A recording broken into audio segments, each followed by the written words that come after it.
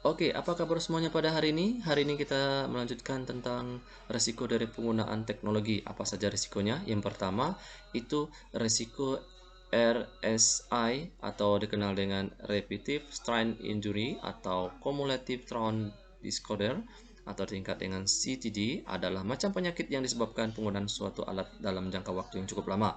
Contohnya, orang yang mengetik atau menggunakan komputer berjam-jam itu dapat menderita sakit pada jari dan bahunya. Itu bagi orang yang sudah terlalu lama ya.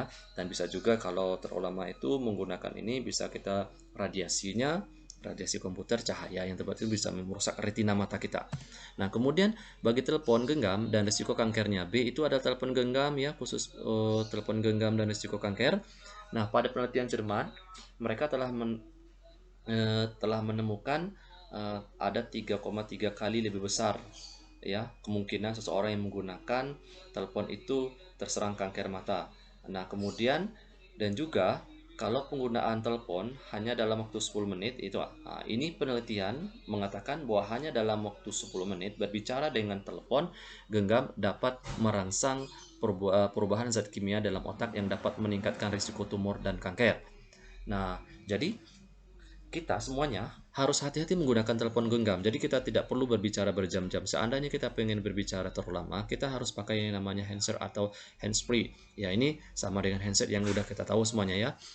Handsfree ini kita gunakan ketika kita menelpon. Fungsinya itu dapat memberikan jarak yang cukup jauh antara telepon dan kepala kita. Jadi telepon kita bisa ditaruh di bawahnya, telepon genggam, dan kita bisa berbicara menggunakan handsfree ini atau yang namanya handset sekarang ini ya. Kemudian komputer. Nah, komputer ini penggunaan pengumpalan darah bisa jadinya ya. Itu untuk komputer dan pengumpulan darah, jika kita menggunakan komputer terlalu lama, itu duduk bersama berjam-jam selama 12 jam itu eh, dapat menyebabkan penggumpalan darah ya pada betis kita ya. Itu dampak kita sengaja ya. Gejala yang timbul biasanya berupa bengkakan di betis yang dirasakan sangat sakit. Itu dia.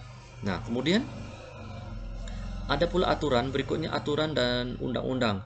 Nah, ini khusus aturan untuk orang yang membajak atau sebagainya macamnya. Itu ada beberapa peraturan yang terkait dengan penggunaan teknologi informasi dan komunikasi di Indonesia, seperti Undang-Undang Hak Cipta dan Undang-Undang Pornografi. Nah, Undang-Undang Hak Cipta ini itu seperti yang banyak terjadi sekarang itu adalah hak bajakan ya. Jadi pemerintah mengeluarkan Undang-Undang Nomor 19 tahun 2002. Nah, jadi dengan adanya hak cipta ini, jadi sekarang kalau kita ada mengeluarkan bajakan akan di blacklist atau akan diblok oleh pemiliknya.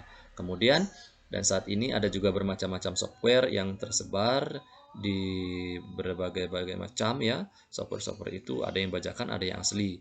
Nah, di sini ada dua kategori lisensi software yang perlu kita ketahui, yaitu free software dan proprietary. Ya, free software ini kita bisa download secara bebas ya, secara gratis. Nah, gitu. Ada dua macam. Nah, ini perbedaannya ya, software-software yang ada. Nah, antum bisa bacanya. Ini dari software-softwarenya. Nah, nanti ada lagi software-software yang lain tidak disebut di sini, ada banyak macamnya ya.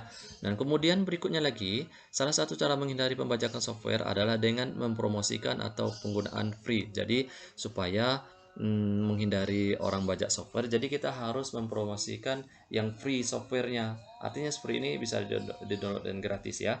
Nah, kemudian berikutnya ada yang namanya undang-undang pornografi. Setelah banyaknya situs-situs porno yang tidak jelas yang diupdate di internet, akhirnya pada tanggal 30 Oktober 2008 dalam rapat paripurna DPR, nah undang-undang atau UV porno ini tidak muncul begitu begitu saja ya. Jadi kan ada hak cipta, ada ibaratnya itu tuh sudah dibatasi.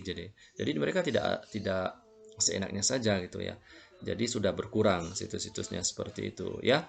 Nah, oleh karena itu, wajar jika pemerintah mengambil tindakan tegas demi masa depan bangsa Indonesia. Kenapa? Karena situs-situs seperti ini adalah sangat merusak generasi-generasi kita pada yang akan datang ya.